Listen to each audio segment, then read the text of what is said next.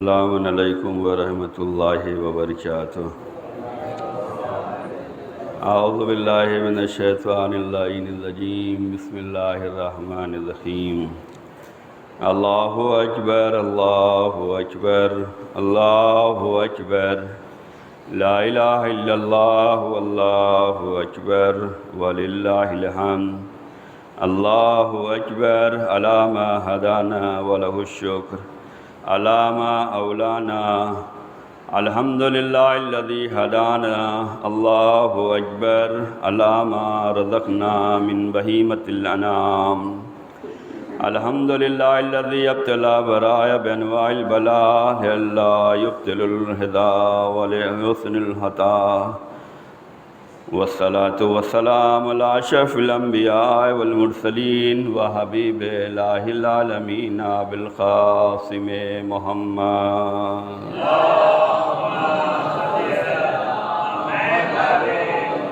وعلی اہل بیت الطیبین الطاہرین المعصومین المظلومین ولعنۃ اللہ علی اعدائہم اجمعین من اليوم الی قیام یوم الدین۔ عزیزان گرامی، آج کا دن عید کا دن ہے، یہ عید قربان ہے، اور آج سے لے کر 2 دن تک ظہر کی سے شروع ہوگا، ہر نماز کے بعد یہ تکبیر پڑھنا ہے۔ جو لوگ مینا میں ہیں، ایام حج میں ہیں، ان کو 3 دن، اور جو لوگ مینا سے باہر ہیں ان کو 2 دن، ہر نماز کے بعد یہ تکبیر پڑھنا ہے۔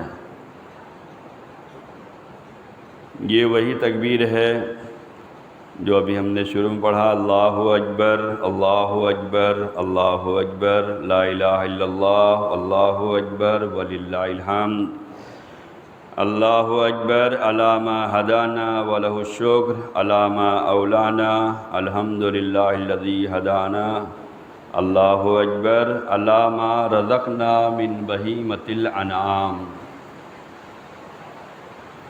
یہ تکبیرات آج ظہر سے شروع ہوگی اور 2 دن تک ہوگی ان لوگوں کے لیے جو مینا سے باہر ہیں، جیسے ہم اور آپ۔ جو مینا میں ہیں ان کے لیے 3 دن ہیں۔ اس تکبیر میں یہ ہے کہ اللہ سب سے بڑا ہے، اللہ سب سے بڑا ہے، اللہ سب سے بڑا ہے۔ لا الہ الا اللہ، اللہ کے علاوہ کوئی اللہ نہیں ہے، صرف وحدہ لا شریک کی ذات ہے، اور تمام تعریفیں اسی کے لیے ہے، اور تمام ہدایت دینے والا بھی وہی ہے، اور اسی کے لیے تمام شکر بھی ہے۔ اور جو خاص طور سے شکر ادا کرنا ہے وہ یہ ہے کہ علی ما رزقنا من بہیمۃ الانعام، آج کے دن جو خاص طور سے رزق ملنے والا ہے وہ وہی قربانی ہے جو آپ نے کی ہوگی۔ آج یوم قربان ہے، عید قربان ہے۔ یہ قربانی جناب ابراہیم اور اسماعیل کی یاد میں ہے۔ قربانی کرنے کا بہت زیادہ ثواب بیان کیا گیا ہے۔ اہل تشیع میں قربانی کرنا سنت ہے، مستحب ہے، لیکن سنت ایسی ہے جس کی بہت زیادہ تاکید کی گئی ہے۔ اتنی تاکید کی گئی ہے کہ اگر آپ کے پاس پیسے نہیں ہیں تو کسی بندے سے قرضہ لے لو اور قربانی کر لو، اللہ اس قرضے کی ادائیگی کے اسباب تمہارے لیے مہیا کر دے گا۔ لیکن برادران اہل سنت کے یہاں جو ہے یہ قربانی واجب مانی جاتی ہے۔ ہمارے یہاں واجب ان لوگوں پہ ہے جو حج کو گئے ہوئے ہیں، جو مینا کے میدان میں ہیں، ان کے اوپر قربانی کرنا واجب ہے، اور ہم لوگ جو مینا سے باہر ہیں، یہاں پہ ہیں، تو ہم لوگوں پہ یہ قربانی سنت مؤکدہ ہے، بہت زیادہ تاکید کی گئی۔ عام طور پہ جو قربانی کے مسائل میں یہ رہتا ہے کہ کانا نہ ہو، لنگڑا نہ ہو، عیبی نہ ہو، یہ سب مسائل ان کے لیے ہے جو حج پہ گئے ہوئے ہیں، جو وہاں واجب قربانی دے رہے ہیں، اس میں یہ دیکھنا ہے کہ جانور جو ذبح کر رہے ہیں وہ عیب دار نہ ہو۔ باقی ہم لوگوں کے لیے یہ نہیں ہے کہ یہ دیکھو کہ عیبی نہ ہو اور لنگڑا نہ ہو، کانا نہ ہو، دانت کتنے ہوں، یہ سب نہیں دیکھنا ہے۔ اگر دیکھتے ہیں تو اچھی بات ہے، لیکن اس کے چکر میں پریشان ہونے کی ضرورت نہیں ہے کہ مارے پھر رہے ہیں، مل ہی نہیں رہا، یہاں دوڑ رہے ہیں وہاں دوڑ رہے ہیں۔ یہ سنت ہے، اس کو ادا کرنا ہے۔ جو چیز دیکھنے والی ہوتی ہے وہ دیکھی نہیں جاتی، اور جو معاشرے میں رائج ہو جائے اسی کو دیکھا جاتا ہے۔ دیکھنا ہمیں اپنے مال پہ ہے، اپنی نیت پہ ہے۔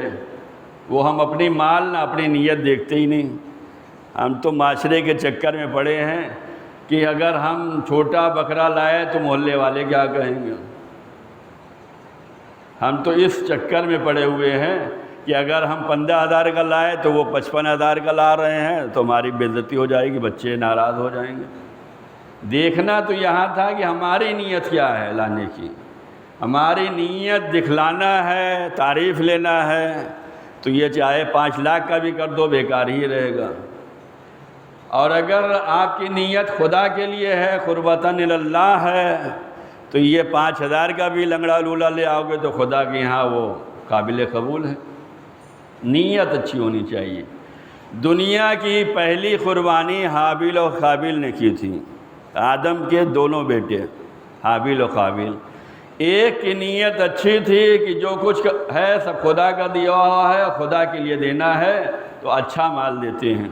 اور ایک کی نیت یہ تھی کہ ہمارے پاس جو کچھ ہے وہ ہماری کمائی ہے، محنت ہے، مزدوری ہے، اللہ کے یہاں دینا ہی ہے تو کوئی ایسی چیز دے دیں جیسے ہم گھٹیا مال صدقہ و خیرات میں غریب کو دیتے ہیں۔ دونوں نے پہلی مرتبہ جو قربانی ہوئی وہ حابیل و قابیل کی۔ ایک کے دل میں یہ نیت تھی کہ سب کچھ خدا کا دیا ہوا ہے، اس نے اگر قربانی مانگی ہے تو دے دو اسی کا، پھر وہ دے گا۔ اس نے خلوص دکھلایا، نیت اچھی رکھی، اللہ کے لیے کیا، اس کی یہ پروردگار نے قبول کر لی۔ اور وہ جو سوچ رہا تھا بڑی محنت کرنا پڑتی ہے، ایک ایک پائی بٹور کے رکھنا پڑتا ہے، کنجوسی سے کام لینا پڑتا ہے، اور اللہ نے مانگا ہے تو بس تھوڑا سا دے دیں۔ جیسے قارون نے کیا تھا کہ جب جناب موسیٰ نے جب کہا زکوٰۃ نکالو تو اس نے کہا ٹھیک ہے آپ نبی ہیں کہہ رہے ہیں تو نکالیں گے۔ اور جب اس نے زکوٰۃ نکالی تو معلوم ہوا کہ خزانے کا ٹیلا لگ گیا، انبار لگ گیا۔ اب اس نے سوچا اتنا دے دیں گے تو بچے گا کیا، اتنا تو گھاٹا ہو جائے گا۔ اس نے کچھ پیسہ ایک عورت کے اوپر خرچ کیا کہ تمہیں یہ کام کرنا ہے، موسیٰ کو بدنام کر دو، اور اس نے زکوٰۃ نہیں دیا۔ کیوں؟ اس کے سامنے خزانوں کا ٹیلا بن گیا، زکوٰۃ جو نکلی، اس نے سوچا اتنا گھاٹا ہو جائے گا، اس نے نہیں دیا، تھوڑا سا پیسہ لگا کے موسیٰ کو بدنام کرا دیا کہ اب یہ ہم سے کبھی نہیں کہیں گے زکوٰۃ نکالو، خمس نکالو، اب یہ کبھی امر بالمعروف نہی عن المنکر نہیں کریں گے۔ اتنا معاشرے میں انہیں بدنام کر دو کہ یہ بول ہی نہ پائیں، نہ خطبے میں بول پائیں، نہ مجلس میں بول پائیں، نہ ملنے جلنے پہ بول پائیں، کچھ نہیں، اتنا بدنام کر دو۔ وہی کام جو قارون نے کیا۔ اللہ نے عذاب یہ دیا کہ میں خزانے کے قارون زمین میں دھس گیا۔ کیا کام آیا؟ آج بہت سے لوگ ایسے ہیں جو اسی قارون کی راہ پہ چل رہے ہیں۔ دینا ایک پائی نہیں ہے لیکن بدنام کرنے کے لیے، لیکن جو اللہ والوں کے پیچھے پڑتا ہے پھر اللہ اس کے پیچھے پڑ جاتا ہے۔ قوم سے زکوٰۃ کے نام پہ، صدقہ خیرات کے نام پہ، امداد کے نام پہ اگر تمہیں پریشانی ہو رہی ہے تو اللہ تمہیں پریشانی میں ڈال دے گا۔ تو جو چیز ہمیں عید قربان میں دیکھنی چاہیے وہ اپنی نیت اور اپنا مال دیکھنا چاہیے۔ اگر نیت اچھی ہے اور حلال پیسے سے ہے تو اللہ قبول کر لے گا۔ یہ 2,000 کا بھی لے آؤ تو بھی چلے گا۔ آپ کے پاس 1,000 نہیں ہے، حصے والی قربانی میں شامل ہو جاؤ۔ بہت سے ایسے ادارے بمبئی میں کام کر رہے ہیں جو حصے والی قربانی کو انجام دیتے ہیں۔ بہت سے لوگ فکس کر دیتے ہیں 2000 دو، 1500 2000 دو۔ بہت سے لوگ ایسے ہیں کہ آپ جو کچھ دینا چاہیں 5 روپیہ بھی دیں گے تو چلے گا، آپ شامل ہو جائیں۔ تو اگر اللہ نے نہیں دیا ہے تو اس میں شامل ہوں، کریں، جذبہ دکھلائیں۔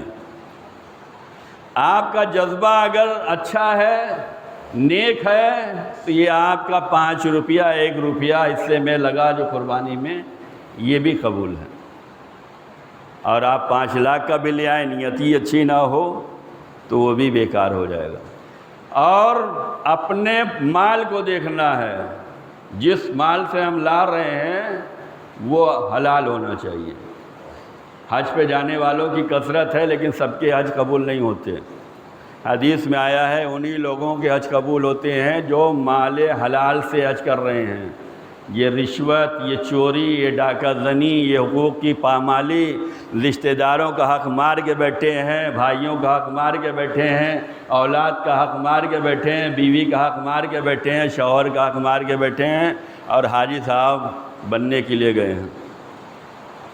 ایسے اللہ کی نگاہ میں حاجی صاحب نہیں ہوں گے۔ یہ جس پیسے سے آپ گئے ہیں اگر یہ حلال ہے، سب کا حق ادا ہے، تب تو آپ حاجی صاحب ہیں اللہ کی نگاہ میں۔ اور اگر حق مارے بیٹھے ہیں، یہاں آپ کے ورکر پریشان ہیں، سیلری مل ہی نہیں رہے اور آپ حج پہ گئے ہیں، انہیں رلا رہے ہیں اور وہاں رو رہے ہیں جا کے، یہ قبول ہونے والا نہیں ہے۔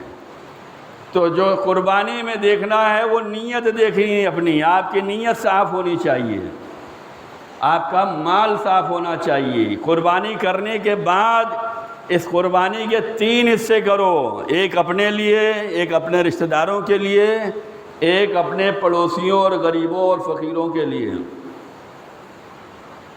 ایسا نہ ہو کہ قربانی کریں اور آدھا اپنا رکھ لیں، اس کے بعد جو ہے ایک 2 بوٹی جو ہے بانٹ رہے ہیں، قربانی ہوئی ہے۔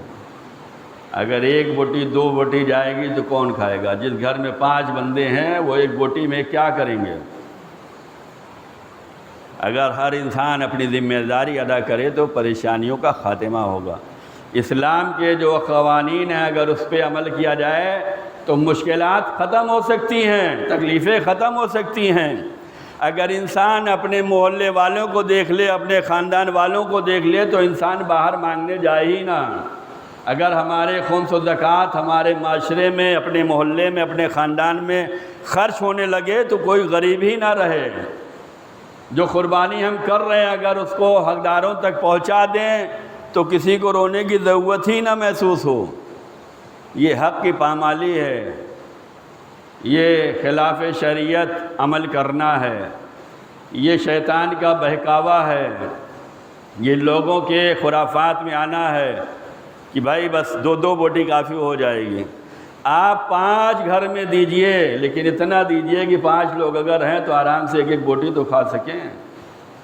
عزیزان گرامی، آج کی تکبیرات میں جو شکر ہے اللہ کا کہ اس نے آج ہمیں جانوروں کا گوشت کا رزق ہمیں دیا، جو آپ نے قربانی دی ہے بھیڑ بکرے کی، اس کا کھانا آج ہمیں مل رہا ہے۔ اس پہ پروردگار کا شکر کرنا چاہیے کہ اس نے آج یہ رزق دیا ہے۔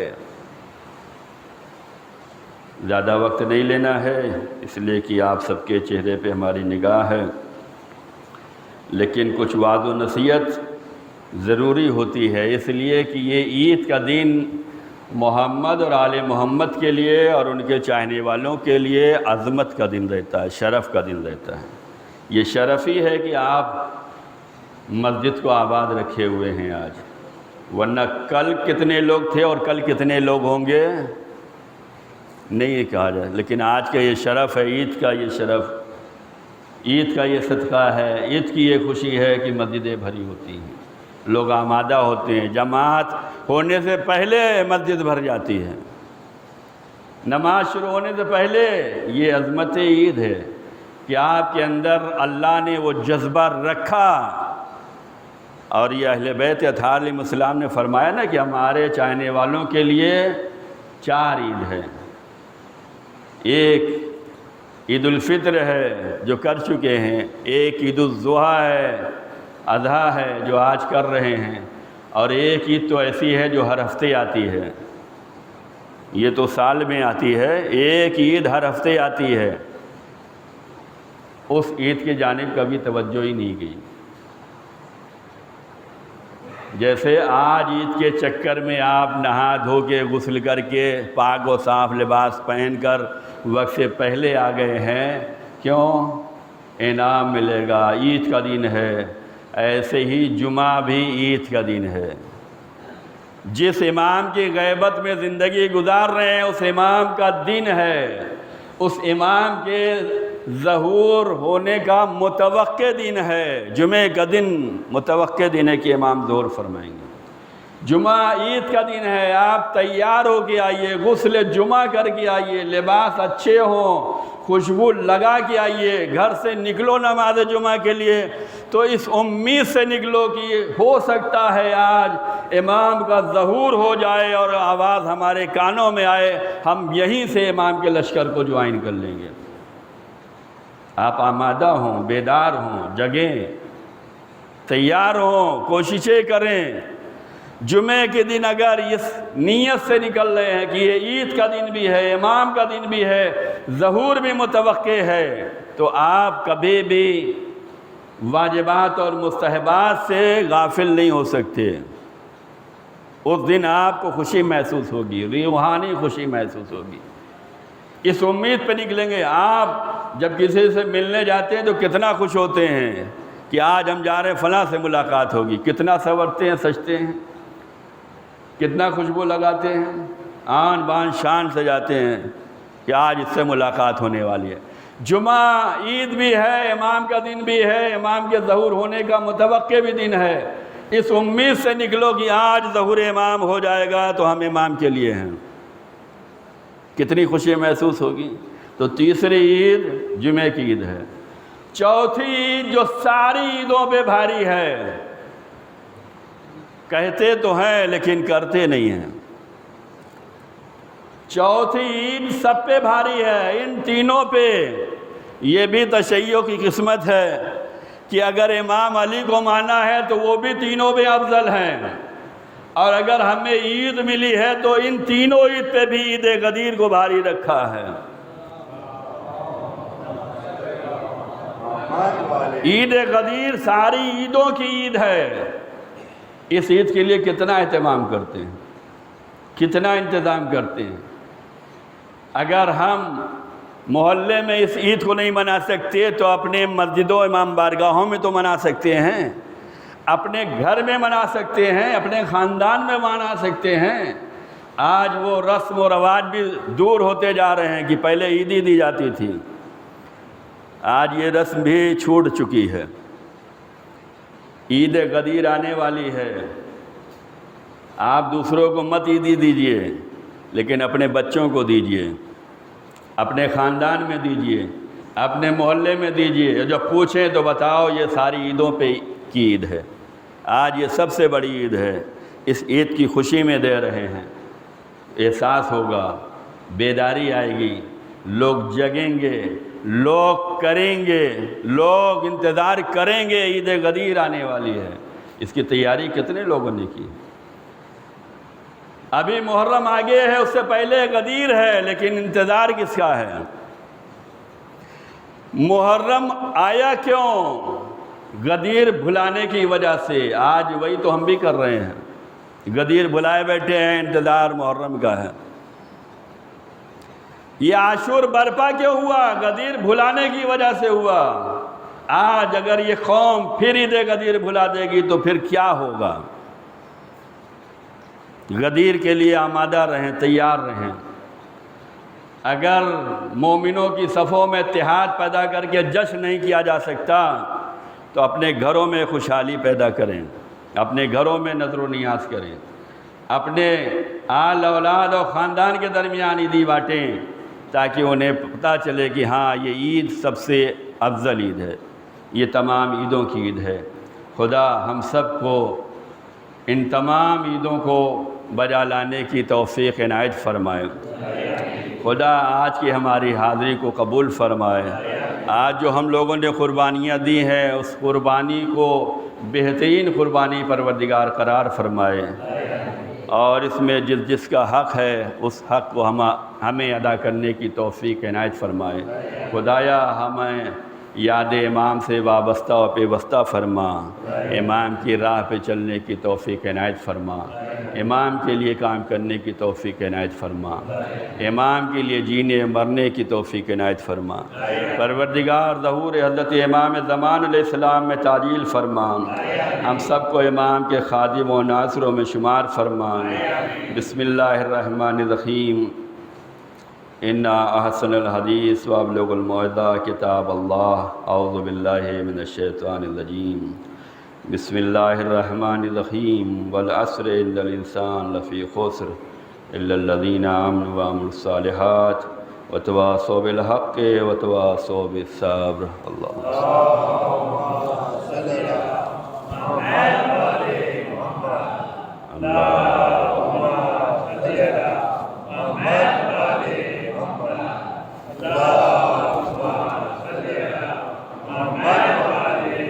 اعوذ باللہ من الشیطان الرجیم۔ بسم اللہ الرحمن الرحیم۔ الحمد للہ الذی لا الہ الا هو الواحد الاحد الصمد الذی لم یتخذ صاحبۃ ولا ولدا، واشہد ان محمدا عبدہ وسید المرسلین شفیع المذنبین نبینا محمد وعلی آل بیت الطیبین الطاہرین المعصومین المظلومین ولعنۃ اللہ علی اعدائہم اجمعین من اليوم الی قیام یوم الدین۔ اما بعد، عزیزان گرامی، یہ عید قربان کیوں منائی جاتی ہے اس جانب بھی متوجہ رہیں، اور اس کو ہم اپنی زندگی میں نافذ کرنے کی کوشش کریں۔ عید قربان جناب ابراہیم اور اسماعیل کی یاد میں ہے۔ جناب ابراہیم نے خواب دیکھا کہ ہم اپنے بیٹے کو اللہ کی راہ میں ذبح کر رہے ہیں۔ ایک دن دیکھا، دو دن دیکھا، تیسرے دن دیکھا تو اپنے بیٹے سے کہا کہ ہم نے یہ خواب دیکھا ہے۔ تو بیٹے نے کہا، بابا جان، اللہ نے جو حکم دیا ہے اسے بجا لائیے، اور ہم انشاءاللہ آپ کے ساتھ ہیں۔ بیٹے کی رضایت ہوئی، باپ نے قربانی دینے کا عہد کر لیا، تیاری کر لی۔ اپنی زوجہ سے کہا کہ بچے کو نہلا دھلا دو، کپڑے پہنا دو، ہم اپنے دوست کے یہاں جا رہے ہیں۔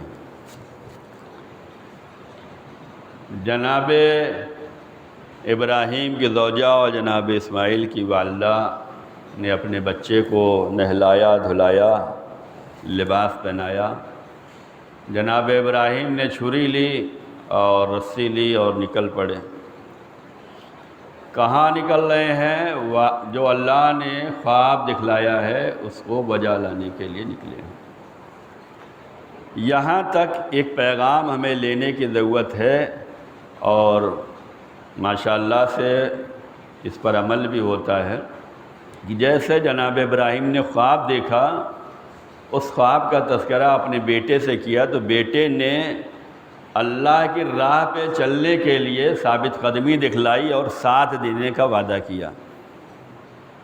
ایسے ہی ہمارے درمیان بھی ہوتا ہے، ہمارے معاشرے میں بھی ہوتا ہے کہ جب ہم کوئی مجلس ہو، کوئی محفل کا پروگرام کرتے ہیں تو مشورے کرتے ہیں اور اس میں گھر والوں کو شامل کرتے ہیں، لیکن ہمیں فقط مجلس اور محفل تک ہی نہیں رکھنا چاہیے، بلکہ جتنے واجبات ہم پر ہیں، جو حکم خدا ہے، جو اہل بیت کی خواہش ہے، تعلیمات ہے، ہر چیز کو نافذ کرنے کی ضرورت ہے، اور اس میں اپنے اہل و عیال سے مشورہ بھی لیں، ان کی شمولیت بھی لیں، ان کے درمیان جو ہے اظہار بھی کریں اور ان کی رائے بھی لیں۔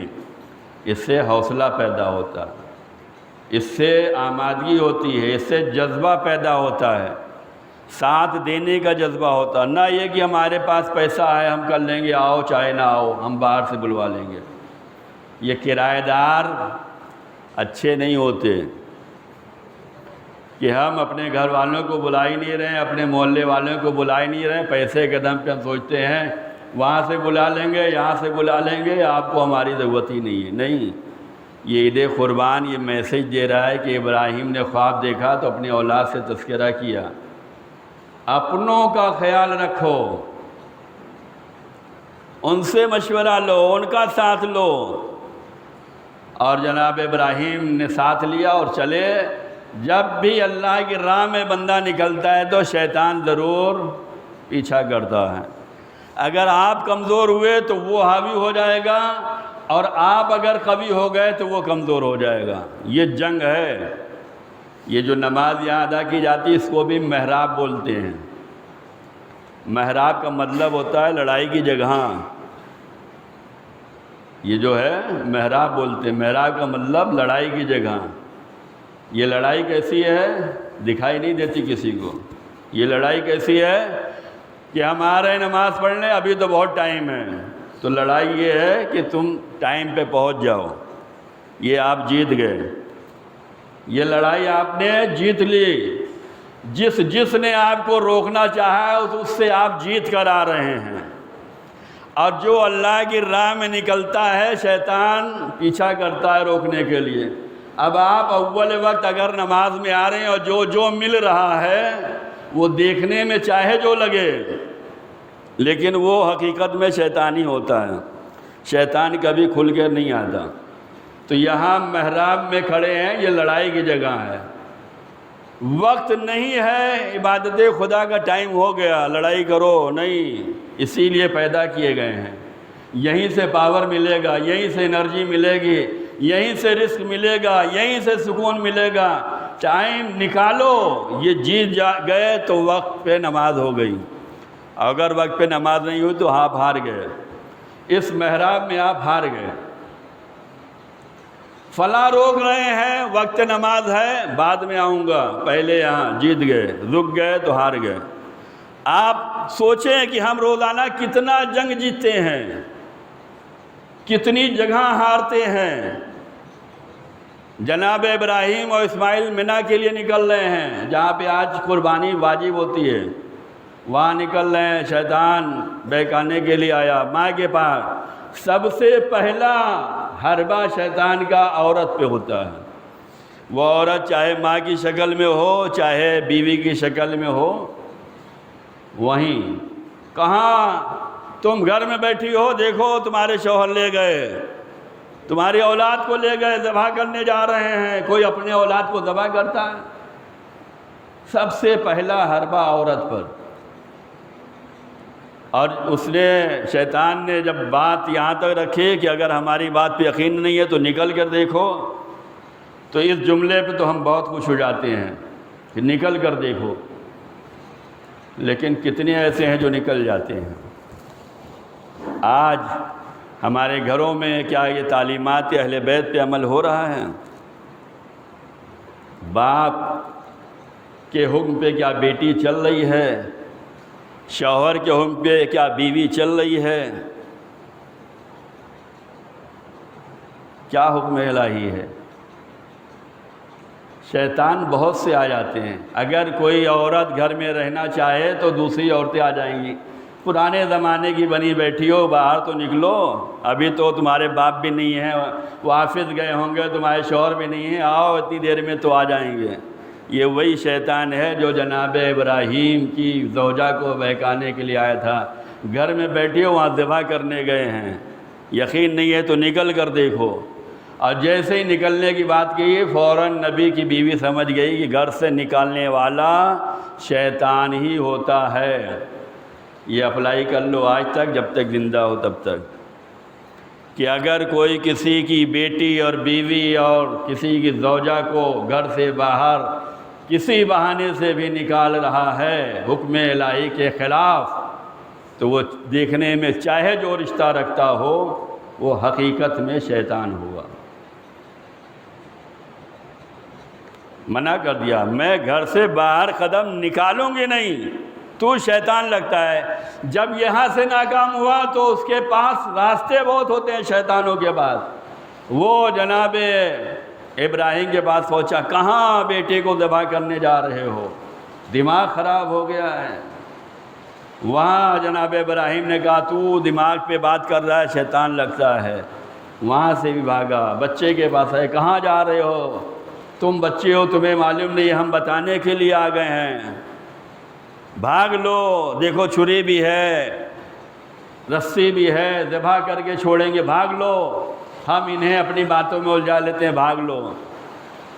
جناب اسماعیل بچے تھے لیکن سمجھ گئے کہ یہ باپ کی راہ پہ چلنے نہیں دے رہا ہے، یہ خدا کی راہ پہ ہمیں چلنے نہیں دے رہا ہے، رکاوٹ ڈال رہا ہے، اس کا مطلب یہ شیطان لگتا ہے۔ جہاں سارے شیاطین ناکام ہو جائیں اور آپ سکون اور اطمینان سے عبادت الہی بجا لے آئیں، وہی دن عید کا دن ہے، وہی دن عید کا دن ہے۔ سارے شیاطین سے مقابلہ کر کے آپ جیت جائیں تو وہی محراب میں آپ کھڑے ہیں نماز کے لیے۔ یہ پیدا کرنے کی ضرورت ہے، اس راہ پہ چلنے کی ضرورت ہے۔ تو یہ قربانی کیا پیغام دے رہی ہے کہ زوجہ، شوہر اور بیٹے کے درمیان تعلقات اچھے ہونے چاہیے، اچھا ماحول ہو، تب عبادت الہی میں مزہ آئے گا اور خدا کی راہ میں چلنے میں آسانیاں پیدا ہو جائیں گی۔ اگر یہ رشتے خراب رہے تو دل نہیں لگے گا، خدا کی راہ میں ثابت قدمی نہیں رہے گی۔ اس رشتے کو مضبوط بنائیں، تب تو یہ عید قربان منانے کا مزہ آئے گا۔ یہ رشتہ ہی مضبوط نہ ہو اور چاہے جتنی قربانی دیتے رہو، یہ قربانی کا فلسفہ سمجھ میں نہیں آئے گا، یہ قربانی کی حقیقت سمجھ میں نہیں آئے گی۔ خدا ہم سب کو اس راہ پہ چلنے کی توفیق عنایت فرمائے۔ بسم اللہ الرحمن الرحیم، ان اللہ و ملائکتہ یصلون علی النبی یا ایھا الذین آمنوا صلوا علیہ وسلموا تسلیما۔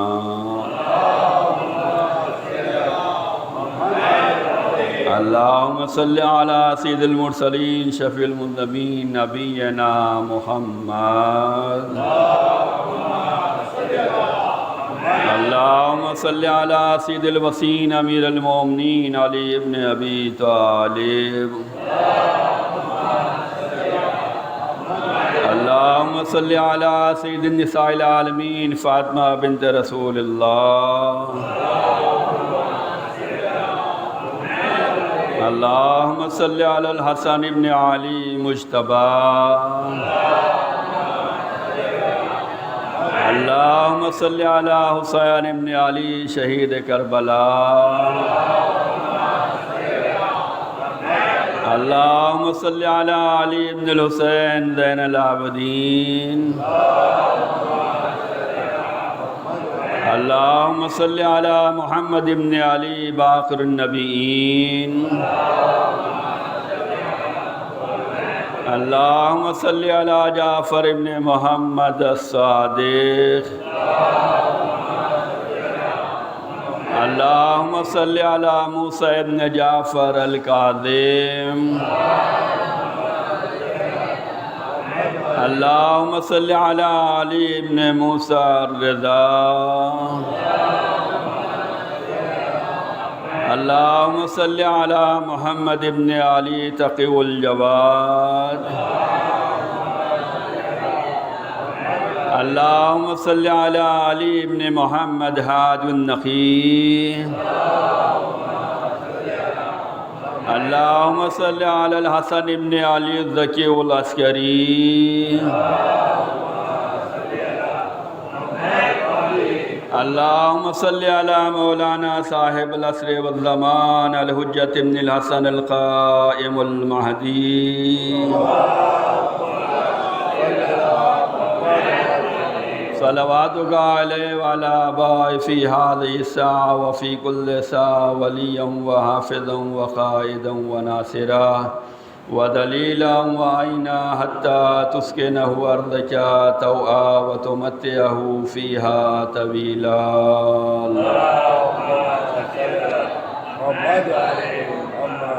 خدایا عید الاضحیٰ ہے، عید قربان ہے، ہم سب تیری بارگاہ میں حاضر ہیں. پروردگار ہماری حاضری کو قبول فرما، پروردگار ہمارے آنے کو قبول فرما، پروردگار ہمارے گناہوں کو معاف فرما، پروردگار ہم سب کی جان مال عزت آبرو کی حفاظت فرما، ہم سب کے روزی روزگار میں برکت عنایت فرما. پروردگار جہاں جہاں شیعان قرار محبان البیت عزادار ہیں، ان سب کی جان مال عزت آبرو کی حفاظت فرما، ان سب کو کامیابی عزت آبرو فتح یابی نصیب فرما. پروردگار ظہور حضرت امام زمان علیہ السلام میں تعجیل فرما، ہم سب کو امام کے خادم و ناصروں میں شمار فرما. دعا امام زمان اسلام. بسم اللہ الرحمن الرحیم. اللہم کل ولیک صلواتک علیہ وعلی آلہ فی هذه الساعة وفی کل ساعة ولیا وحافظا وخائرا وناصرا ودلیلا وعینا حتی تسکنہ أرضک طوعا وتمتعہ فیہا طویلا. اللہم صلی علی محمد. زیارت امام حسین علیہ السلام ہوگی جس کے پڑھنے کا بہت زیادہ ثواب بیان کیا گیا ہے. آج کے دن امام حسین علیہ السلام کی زیارت پڑھنا 1000 حج، 1000 عمرہ، 1000 جہاد، نبی کے ساتھ جنگ بدر اور جنگ حنین میں شامل ہونے کا ثواب ملنے والا ہے. انشاءاللہ زیارت پڑھنے جا رہا ہوں، آپ اللہ توجہ فرمائیں. بسم اللہ الرحمن الرحیم. قل هو اللہ احد اللہ الصمد لم یلد ولم یولد ولم یکن لہ کفوا احد.